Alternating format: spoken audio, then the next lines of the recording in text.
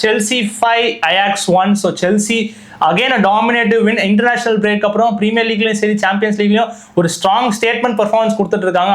Despite of many injuries, அவங்களுக்கு வந்து கோல் formal இல்லை, பிளஸ் டிஃபென்சிவ் பிளேயர்ஸ் வந்து நிறைய பேர் அப்பப்போ வருவாங்க போவாங்க, அந்த மாதிரி இருக்கும் போது அவங்க ஜெயிச்சு ப்ரூவ் பண்ணிட்டே தான் இருக்காங்க. ஸோ இந்த மேட்ச் நீங்க பாத்தீங்கன்னா டிஃப்ரெண்ட் ஸ்கோரர்ஸ் யங்ஸ்டர்ஸ் நிறைய பேர் கோல் அடிச்சாங்க. டைரிக் ஜார்ஜ் கோல் அடிச்சாரு, எஸ்டேவா கோல் அடிச்சாரு, அண்ட் மார்கோய் கோல் அடிச்சாரு. ஸோ எல்லாரும் பெர்ஃபார்ம் பண்ணாங்க. அண்ட் அவங்க main core players Enzo Fernandez, கைசெடோவும் கோல் அடிச்சாங்க.